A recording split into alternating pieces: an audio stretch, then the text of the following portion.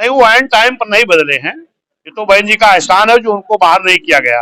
बाकी आप भी अगर यहाँ के देखते होंगे, बहुत दिनों से उनके बैनर जो लगते थे, उन्होंने एक मार्च निकाला था, उसमें भी जो बैनर लगे थे उसमें बहन जी का फोटो कहीं नहीं था, ना तो कहीं हाथी थी, ना तो जिन हमारे कार्यकर्ताओं ने उनको जिताने में सहयोग करके जिताने का काम किया था, ना तो उनका वहां कोई उनका फोटो या कुछ रहता था।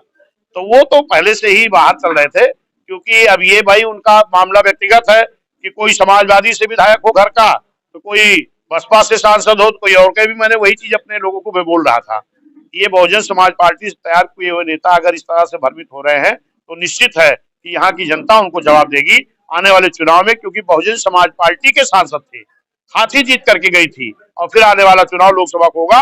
निश्चित है अम्बेडकर नगर के लिए माननीय बहन जी ने बहुत कुछ किया है, इसको जनपद बनाया है, और अम्बेडकर नगर को बहन जी अपना घर परिवार मानती है। यहाँ से जो भी हाथी लेकर के आएगा, फिर आने वाला सांसद बहुजन समाज पार्टी का ही होगा, वही जीतेगा। किसी का कोई प्रभाव नहीं होता है। पब्लिक जो होती, जनता जो होती है, वो हाथी देखती, खाली जाति पे ना पाती पे, बटन दबेगी हाथी पे, उसी पे जिता करके सारे लोग जिताने का काम करेंगे। ये तो आप लोग भी जानते हैं, अगर उनको नेग्लेक्ट किया जाता तो आज साल 2 साल पहले से ही बहन जी का फोटो क्यों नहीं लगा रहे थे, हाथी निशान अपने होल्डिंगों में क्यों नहीं लगा रहे थे। तो बहुजन समाज पार्टी का कार्यकर्ता बहुजन समाज पार्टी के साथ है, बहन जी के साथ है, हाथी निशान साथ है, उनके कहने से कुछ नहीं होता। वो तो जो भी जाता है तो कुछ न कुछ इस तरह से बिना किसी तथ्य का आरोप लोग लगाते हैं।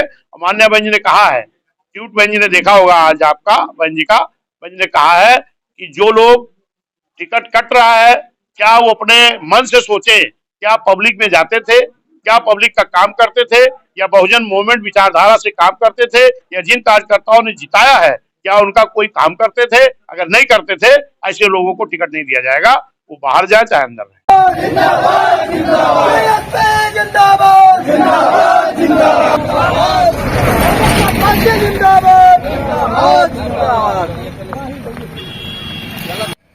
गठबंधन आपका 2007 में किसी से गठबंधन हुआ था? नहीं हुआ था ना। लेकिन इस देश के बड़े प्रदेश उत्तर प्रदेश में आपकी मेहनत पर ये टीम खाली बीएसपी को कहा जाता है।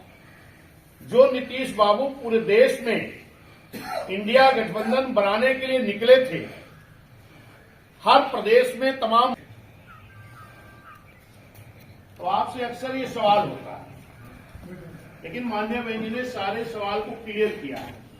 बहन जी ने क्या कहा है, हम अकेले लड़ेंगे।